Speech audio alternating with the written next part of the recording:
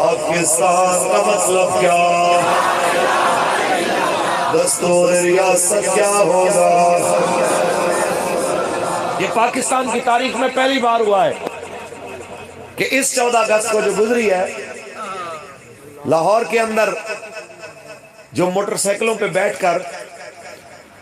باجے بجا رہے تھے، مسلمان بہنوں بیٹیوں پہ آوازیں کس رہے تھے، وہ آزاد پھر رہے تھے، اور جو نعرہ لگا رہے تھے پاکستان کا مطلب کیا، لا الہ الا اللہ، دستور ریاست کیا ہوگا، محمد رسول اللہ، انہیں پکڑ پکڑ کے جیلوں میں ڈالا جا رہا تھا۔ بھئی یہ جیل میں جانا کہ پاکستان کا مطلب کیا، لا الہ الا اللہ، اس جلوس کے اوپر اس طرح کا تشدد اور اس طرح جیلیں پرچے، یہ انڈیا میں ہو تو سمجھ آتا ہے، یہ بنگلہ دیش میں ہو تو سمجھ آتا ہے، یہ کسی اور ملک میں ہو سمجھ آتا ہے، لیکن پاکستان میں یہ سمجھ ہے۔ لیکن چلو وہ ساڑی نا پنجابی بھی تے سریکی بھی کہنے ہیں 10 روپے دی ہانڈی کی تے کتے دی ذات چھانڈی کی، کوئی بات نہیں، جو گزرنا تھا گزر گیا۔ تمہاری حب الوطنی بھی نکھر کے سامنے آ گئی، تمہاری اوقات بھی سامنے آ گئی، جو چیمپئن بڑے پھرتے ہو نا، اپنے آپ کو کہتے ہو کہ جناب میں ریاست مدینہ کا لمبردار، میں پاکستان کا جناب فلاں فلاں فلاں فلاں فلاں، اور تمہارے ساتھ جو مشورے دینے والے تھے ان سب کے جناب اعلیٰ حوصلے، ان سب کی ہمت، ان سب کی ساری چیزیں بھی دنیا کے سامنے واضح آ گئیں کہ آپ کتنے محب وطن ہیں، کتنے محب اسلام ہیں، جناب اعلیٰ اسلام کے ہمدرد ہیں۔ تو بات کوئی نہیں، وقت جیسا بھی ہو گزر گیا، گزر جاتا ہے، گزر جانا ہے، لیکن اپنے پیچھے کردار کے نقوش چھوڑ جاتے ہیں۔ آپ نام نہ لیتے نا، کم از کم یہ نعرہ نہ لگاتے تو دکھ نہ ہوتا۔ نعرہ بھی آپ نے لگایا رسول اللہ کی ریاست مدینہ کا، لیکن پھر جو آپ نے مدینے کے نام لینے والوں کے ساتھ کیا ہے، پھر جو آپ نے مدینے والے کی عزت کی بات کرنے والوں کے ساتھ سلوک کیا ہے، یہ آپ کا سلوک انتہائی سیاہ ترین جو ہے نا وہ دور میں شمار ہوگا، اور دنیا اس کو یاد کرے گی۔ آپ کے جانے کے بعد بھی آپ چلے جائیں گے، ایک نہ ایک دن بڑے بڑے گئے ہیں، آپ نے بھی جانا ہی، لیکن یہ ہے کہ یہ جو آپ کا سلوک ہے، آپ کو بہتر ہے کہ حکومت چھوڑنے سے پہلے اور دنیا چھوڑنے سے پہلے آپ اس پہ معافی مانگ کے جائیں۔ ایسا نہ ہو کہ بعد میں آپ کو پچھتاوا ہو، بعد میں آپ شرمندہ ہو کہ یہ کیا ہو گیا۔ ہمارے ذمہ دار ادارے، ان کی بھی ذمہ داری ہے کہ اللہ تعالیٰ نے آپ کو بڑی طاقت دی ہے، آپ نے آپ کو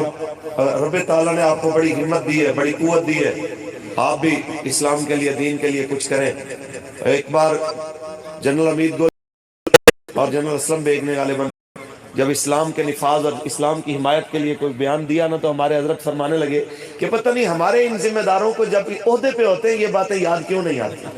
پتہ نہیں جب یہ کرسی پہ بیٹھتے ہیں اللہ کے بندے تو انہیں پھر یہ اسلام اور پھر جہاد اور اس طرح کی یہ باتیں پھر کیوں سمجھ میں نہیں آتی۔ تو ہم یہ کہنا چاہتے ہیں، یا تو یہ مجبور ہوتے ہیں حکومت سے، یا پھر کوئی اور مجبوریاں ہوتی ہیں، تو ہم حکومت کو بھی کہتے ہیں کہ آپ مہربانی کریں، ان غریبوں کے ہاتھ کھولیں، آپ ان کے اوپر پابندیاں بند کریں۔ کشمیر آپ کے مذاکرات سے نہیں آنا، یہ جب بھی آنا ہے انشاءاللہ پاک فوج اور محمد عربی کے ان فقیروں کے جہاد کی برکت سے آنا ہے انشاءاللہ۔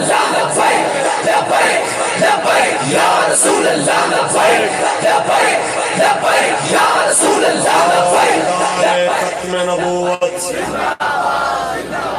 بس جناب اعلیٰ بابا جی کا نظریہ دنیا کے سامنے واضح ہو چکا۔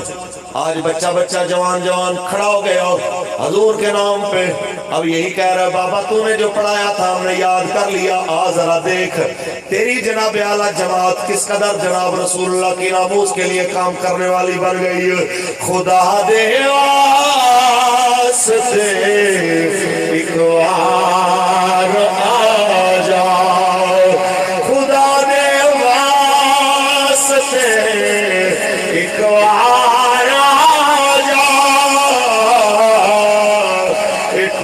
چلے تیرا بیمار صدقے تیریوں مٹھیوں